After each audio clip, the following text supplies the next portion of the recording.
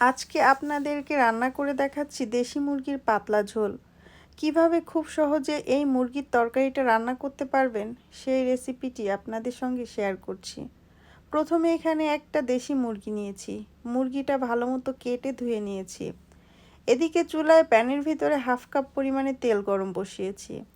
তেলের ভিতরে দিয়ে দিচ্ছি 1 কাপ পরিমাণে পেঁয়াজ কুচি,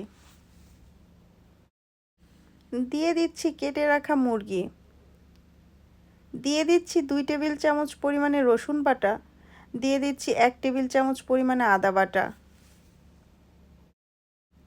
দিয়ে দিচ্ছি কিছু কাঁচামরিচ কুচি,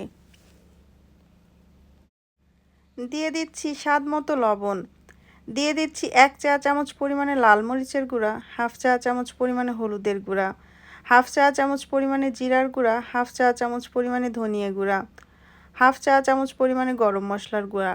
এখন মাংসটাকে ভালো মতো কষিয়ে নেব। এমনভাবে মাংসটাকে কষাতে হবে, কষাতে কষাতে যেন মাংসটা অর্ধেক সিদ্ধ হয়ে যায়।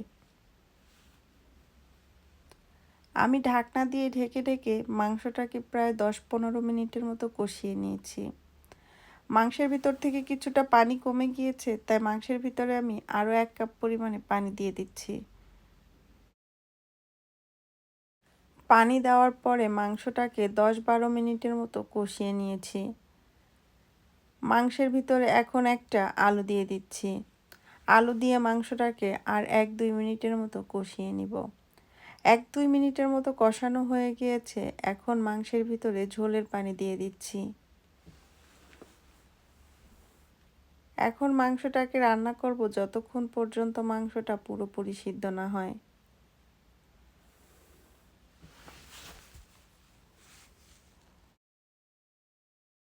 ঢাকনা দিয়ে ঢেকে ঢেকে মাংসটাকে আরও 20-25 মিনিটের মতো রান্না করে নিয়েছি। মাংসটা সম্পূর্ণ সিদ্ধ হয়ে গিয়েছে। এখন মাংসের ভিতরে কিছুটা ধনেপাতা কুচি দিয়ে দিলাম। 1 মিনিটের মতো নেড়েচেড়ে নিচ্ছি। আমি চুলাটাকে অফ করে দিয়েছি। মাংসটাকে একটা বাটির ভিতরে ঢেলে নিচ্ছি। আমার দেশি মুরগি রান্নার ঝোল আপনাদের কাছে কেমন লেগেছে আমাকে কমেন্টস করে জানাতে ভুলবেন না। আজকে এই পর্যন্ত। সবাই ভালো থাকবেন, আমার জন্য দোয়া করবেন। আল্লাহ হাফেজ।